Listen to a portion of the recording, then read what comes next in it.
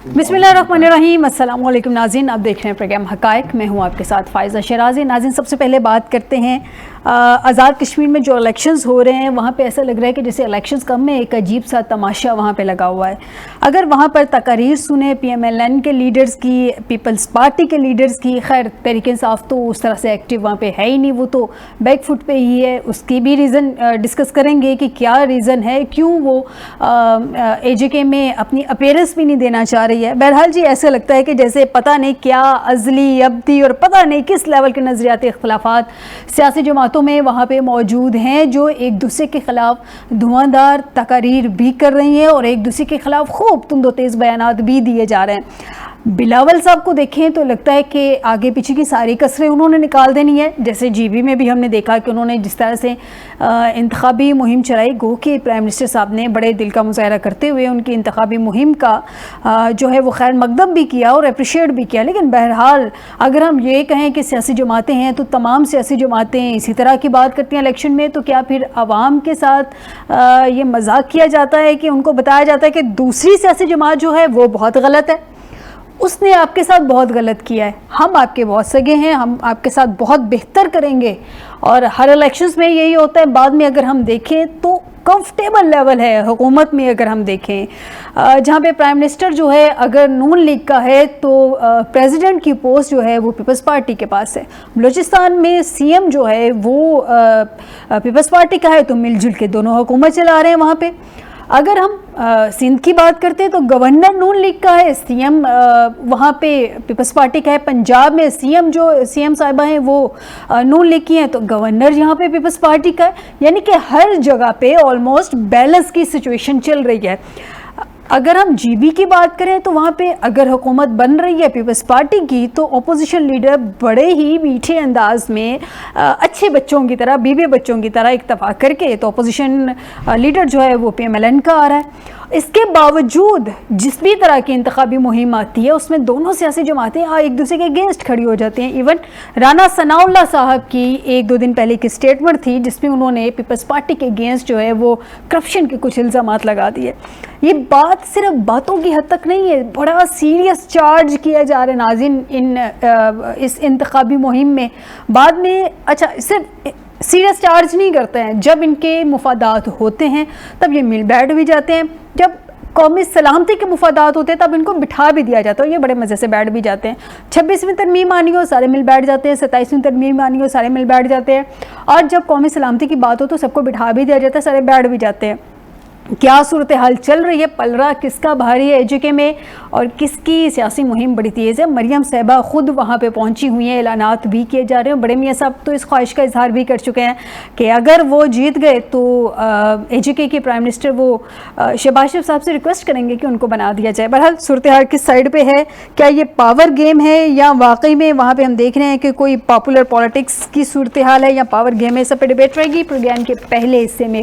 Programme के दूसरे हिस्से में बात करेंगे कि ईरान और अमेरिका की सूरत हाल कहाँ पे बैठ रही है। लग रहा है कि सूरत हाल इंतहाई संगीन होती नज़र आ रही है। बहरहाल आपको अपने गेस्ट से मुतारफ़ करवाती चलूँ, हमें सरदार अतीक अहमद ख़ान है ज्वाइन किया है, साबिक वज़ीर आज़म आज़ाद कश्मीर। बहुत शुक्रिया सरदार साहब आपका हमें ज्वाइन करने के लिए। और PMLN से हमें स्टूडियो में ज्वाइन किया है वहाब साहब हैं, बहुत शुक्रिया वहाब साहब आपका भी हमें ज्वाइन करने के लिए। सबसे पहले वहाब साहब आपकी इजाज़त से सरदार साहब से मैं जान लूँ। अस्सलाम वालेकुम सरदार साहब।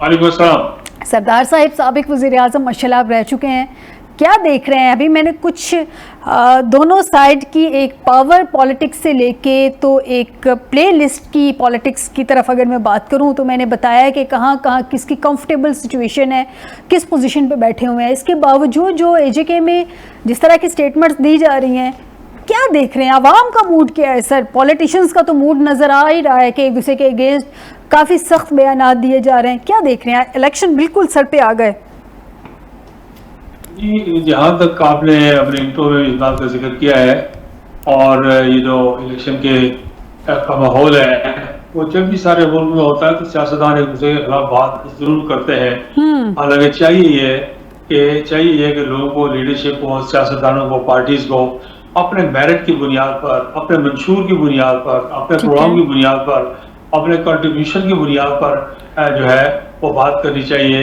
اور ایک دوسرے پر الزام تراشی سے گریز کرنا چاہیے، یہ تو عمومی بات ہے. لیکن جہاں تک آزاد کشمیر کا تعلق ہے، آزاد کشمیر بڑا سینسٹیو، حساس اور نازک علاقہ ہے، اور اس میں قائد اعظم کی پالیسی یہ تھی کہ یہاں مسئلہ کشمیر کی حتمی حل تک ریاست کے باہر کے سیاسی جماعتوں کی دخل اندازی نہ ہو، تو اس اصول پر وہ قائم رہے.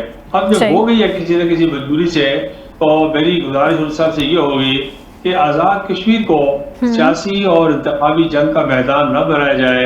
آپ ضرور الیکشن لڑیں اور انتخابات لڑیں، اپنی مرضی کی بات بھی کریں، آپ کا حق ہے، لوگ آپ کے ساتھ ہیں، بڑی بڑی جماعتیں ہیں.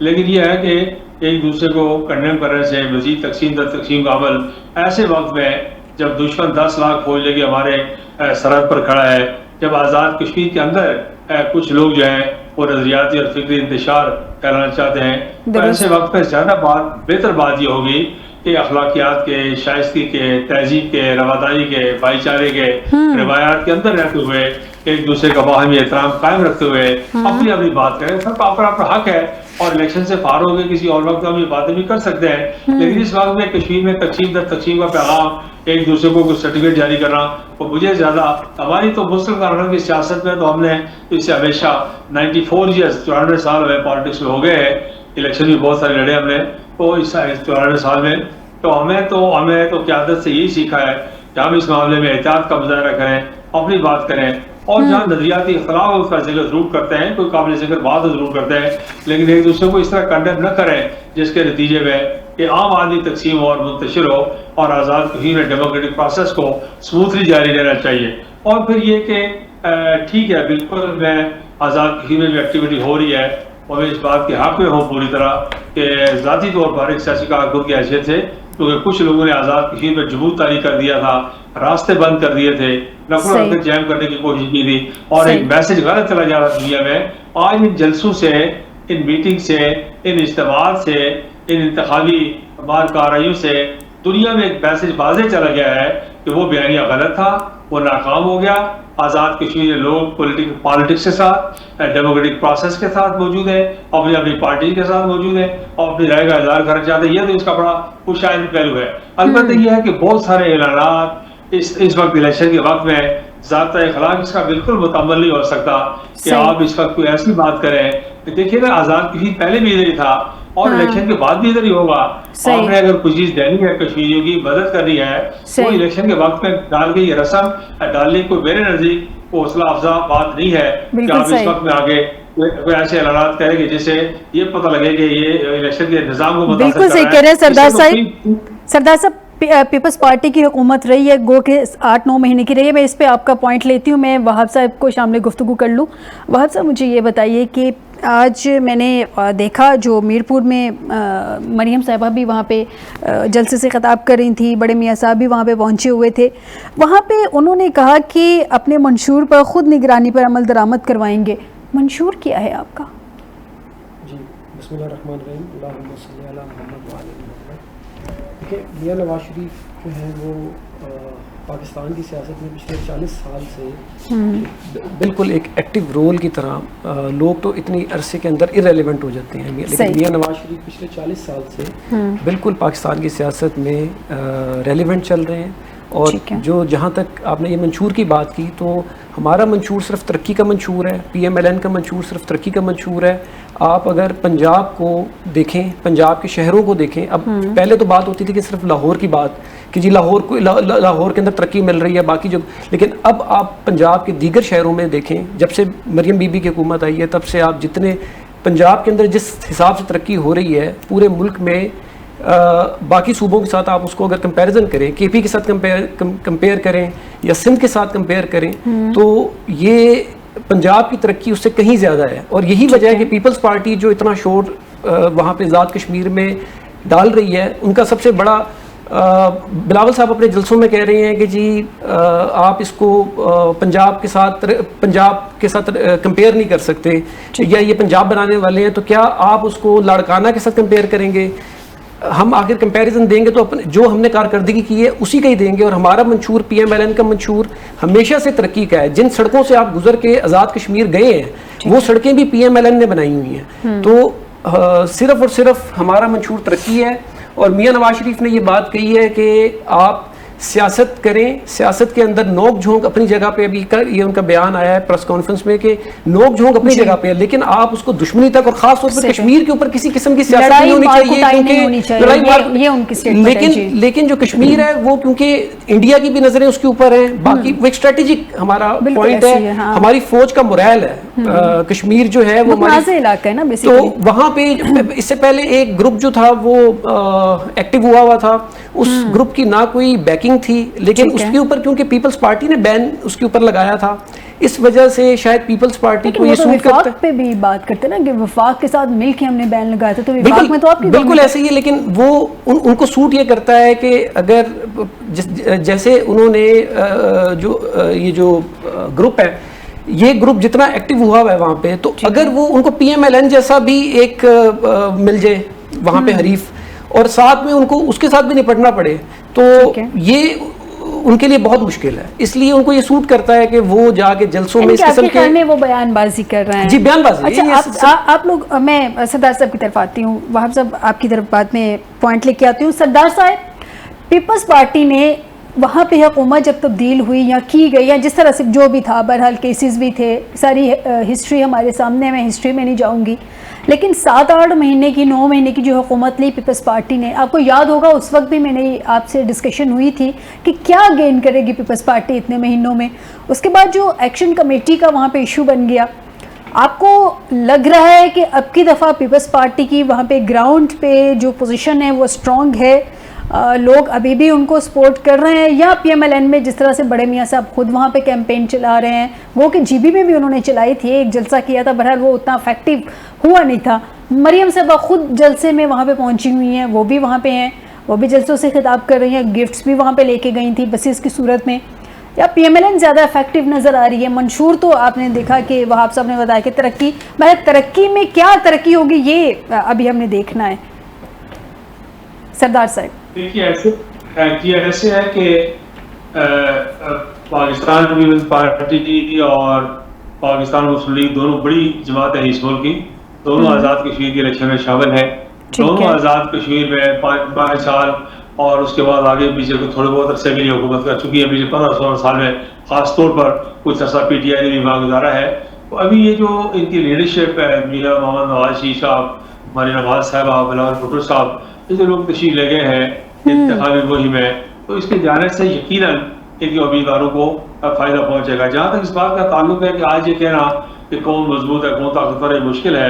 آزاد کشمیر میں حکومت تو پیپلز پارٹی کی ہے, لیکن بعض حلقوں میں امیدواروں کا اگر تجزیہ آپ کریں گے تو یہ ڈپینڈ کرتا ہے کہ جس حلقے میں کوئی اچھا امیدوار ہے, اس کی فالوئنگ اچھی ہے, وہاں پارٹی کی فالوئنگ بھی اچھی ہے, وہاں لیڈرشپ کے آنے سے اس کا پہنچے گا, اسے فائدہ پہنچے گا. مجموعی طور پر جو ہے وہ اس وقت دکھائی دیتا ہے فضا میں کہ مسلم لیگ نون کی پوزیشن مقابلتاً بہتر ہے as compared to Peoples Party other parties. لیکن یہ ہے کہ پیپلز پارٹی نے جو امیدوار اتارے ہیں وہ پختہ سیاسی کارکن ہیں, اور ان میں ایک کوالٹی ان کی یہ ہے, بڑی حد تک یہ کوالٹی ہے کہ پیپلز پارٹی کے ساتھ جو لوگ موجود ہیں وہ گزشتہ سال سے آپ اگر دیکھیں تو وہ پیپلز پارٹی کے ساتھ ہی کھڑے ہیں. کسی نئے آدمی کا اضافہ بھی ہوا ہے تو انہوں نے کسی نئے آدمی کو ٹکٹ بہت کم دیا ہے, 10, 15, 20, 25, 30 سال سے لوگ وہاں بیٹھے ہوئے ہیں. مسلم لیگ کا معاملہ یہ ہے کہ مسلم لیگ میں نئے لوگ بھی آئے ہیں, دائیں بائیں سے ٹوٹ پھوٹ بھی ہوئی ہے. سب سے زیادہ مسلم کانفرنس کے لوگ جو ہے پچھلے عرصے میں مسلم لیگ میں لے جائے گئے, لیکن مسلم لیگ کے کارکنوں کی تعداد بھی مجموعی طور پہ, اور پھر یہ ہے کہ بعض امیدوار بھی, اور پھر لیڈرشپ کے آنے کے دورے کی وجہ سے, پھر مریم نواز صاحبہ کے اعلانات, اس ساری بات کی وجہ سے مجموعی طور پر مسلم لیگ کی پوزیشن آزاد کشمیر میں اس وقت میرا خیال یہ ہے کہ وہ بہت بہتر دکھائی دیتی ہے. یعنی کہ مسلم لیگ. اچھا سردار صاحب, وہاں پہ ایک فیکٹر یہ بھی تو ہے نا کہ آزاد کشمیر میں پارٹی سے زیادہ وہاں پہ برادری میٹر کرتی ہے, اسپیشلی ساؤتھ سائڈ پہ ہم دیکھیں تو یہ کس حد تک افیکٹ کرے گی وہاں پہ برادری سسٹم دونوں پارٹیز کو؟ دیکھیے ایسے ہے کہ اگر ریاست جموں و کشمیر کی تاریخ آپ دیکھیں, اور میں ایک سیاسی جس بات کا وہ ریاست جموں و کشمیر کی اولین سیاسی جماعت ہے, خالی پرانی جماعت نہیں ہے بلکہ اولین 1932 سے بننے والی سیاسی جماعت ہے. ہمارا الیکشن کا جو ریکارڈ ہے اور بازی کے جو ڈیموکریٹک ایکسرسائزز ہیں ان کو اگر آپ دیکھیں تو آپ کو حیرتناک حد تک اس بات کا اندازہ ہوگا کہ آزاد کشمیر میں پاکستان میں پہلے جو 2 الیکشن ہوئے، الیکشن مسلم کانفرنس نے بڑی اکثریت، اور خاص طور پر جو آخری الیکشن تھا اس میں مسلم کانفرنس نے 21 کی 21 ریاستی جو سیٹیں تھیں مسلمانوں کی، وہ ساری کی ساری 46 میں پاکستان بننے سے پہلے ہمارے پاس تھی. پھر 1970 میں جو الیکشن ہوا، جلیل خان کا اللہ بھلا کرے کہ اس شخص نے شفاف ترین پاکستان کی تاریخ کے الیکشن کروائے، وہ پریزیڈنشل الیکشن تھے. اب پریزیڈنشل الیکشن میں جس برادری سے تعلق رکھتا ہوں، آزاد کشمیر کی سب سے چھوٹی برادری تصور ہوتی ہے، اور ہمارے پاس اور اسباب و وسائل بھی نہیں تھے.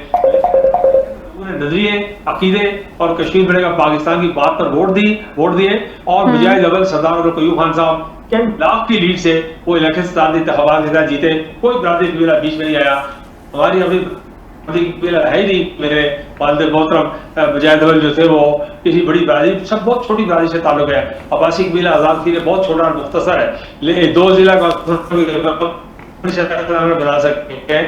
تو وہ جو ہے وہ سارے آزاد کشمیر بڑی برقی علاقوں میں، اور عجیب وہ کشمیر بڑا بھاری کا بھرگم ووٹ لیا اور کئی لاکھ کے لیے جو الیکشن جیتے. اس لیے عجیب کا فیکٹر جو ہے یہ شملہ معاہدے کے بعد جب پاکستان کی سیاسی جماعتیں آزاد کشمیر میں گئے ہیں، اس کے بعد یہ فیکٹر انٹروڈیوس ہونا شروع ہوا ہے، اور یہ پاکستان کے جو انتخابات کے سیاسی تقاضے ہیں، سیاسی جھمیلے ہیں، یہ ساتھ لے کے گئے ہیں. میں نے آپ کو 46 تک کے الیکشن بھی بتائے اور 70 کا الیکشن بھی بتایا. پھر اگر آپ اس کے بعد اگر آگے چل کے آپ دیکھیں کہ کا الیکشن تھا، پاکستان کی سیاسی جماعت نہیں تھی وہاں، تو اس کے نتیجے میں آپ دیکھتے ہیں کہ وہاں مسلم کافی جماعت میں جو ہے وہ اس کا سلسلہ ہوا. میاں نواز شریف صاحب نے محترم نے الیکشن پاکستان کو پاپولر لیڈر تھے، اور آزاد کی جماعت تو مسلم کانفرنس سے وہاں الیکشن جیتے. وہاں پہ جنرل پرویز مشرف صاحب نے 2-3 الیکشن کروائے، ان کی پارٹی وہاں مسلم کانفرنس انتخاب جیتی. اور ریاستی سیاست پچھلے 15-16 سال سے ریاستی سیاست جو ہے اس کو بالکل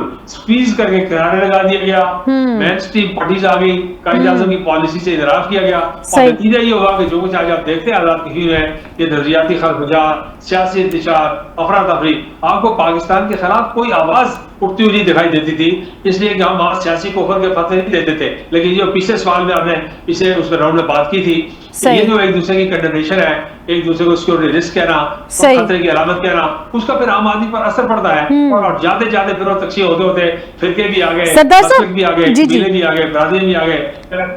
سردار صاحب جہاں پہ عام آدمی پہ جی آپ، میں معذرت چاہتی ہوں آپ کو انٹرپٹ کرنے کے لیے، عام آدمی پہ اثر کی جہاں بات کریں، ایک آخری کوشچن سر آپ سے. یہ جو آزاد کشمیر کے الیکشنز کو 3 مرحلوں میں ڈیوائیڈ کیا گیا ہے، پہلا 27 کو آبویسلی اکارڈنگ ٹو اسکیجول ہوگا، دوسرا مظفر آباد میں ہوگا 2 تاریخ کو، تیسرا پونچھ میں 10 تاریخ کو. آپ کو نہیں لگتا کہ پہلے 2 جو مراحل کے ریزلٹس آ جائیں گے، وہ تیسرے جو الیکشن 10 تاریخ کو ہونے جا رہے ہیں اس پہ اثر انداز ہو سکتے ہیں، اس کے ریزلٹ پہ، لوگوں کی سوچ پہ؟ دیکھیے، ایک تو گزارش یہ ہے کہ دنیا میں کئی ممالک ایسے ہیں جن میں یہ الیکشن 4-4, 6-6, 8-8 ہفتے کے لیے چلتا ہے، اور کئی مراحل میں ہوتا ہے. کہ وہ نئی بات یہ نمبر 1.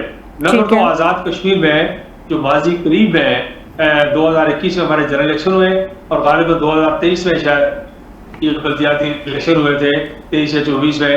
تو اس الیکشن میں سردار نبی الیاس صاحب وزیر اعظم تھے PTI کے، اور انہوں نے جو الیکشن کروائے وہ 3 بار انہوں نے کروائے، لا اینڈ آرڈر کی وجہ سے، سیکورٹی کی وجہ سے.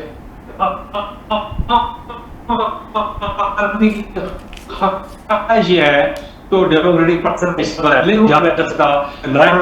آرڈر میں چاہیے. آزاد کشمیر میں اس وقت جو صورتحال ہے، بعض علاقوں میں لائن آرڈر کی صورتحال قانون تنظیم میں پیدا کر دی. تو اس کا ڈیمانڈ یہ تھی عام پبلک کی، اور چیف الیکشن صاحب نے وہ اچھا فیصلہ کیا کہ سیکورٹی ملک کو بھیجی جائے تاکہ لوگ سے ووٹ دے سکیں. کہ یہ بات آپ ٹھیک کہہ رہے ہیں کہ اس کے 2 طریقے ہیں. ایک طریقہ یہ ہے کہ اگر آپ ریزلٹس پہلے اعلان کرنا شروع کر دیں گے تو اس کے نتیجے میں باقی جو 2 یونٹس ہیں ان کے ریزلٹس متاثر ہو سکتے ہیں. ایک طریقہ یہ ہے کہ آپ ریزلٹ روک دیں، جس طرح ساری دنیا میں ہوتا ہے، اور سارے ریزلٹس اچھے کریں. لیکن یہ بنیادی طور پر یہ فیصلہ بہت اچھا فیصلہ ہے، وہ شاید فیصلہ ہے. مسلم کانفرنس اس فیصلے کو سپورٹ کرتی ہے اور اس کی تائید کرتی ہے کہ عام آدمی کے لیے، عام ووٹر کے لیے یہ بہت اچھا فیصلہ ہے. ٹھیک، بہت شکریہ سردار عتیق احمد خان صاحب، پروگرام کے اس حصے میں آپ نے مجھے جوائن کیا. سابق وزیر اعظم آزاد کشمیر. ناظرین ایک بریک کی طرف جاتے ہیں، بریک سے واپس آتے ہیں.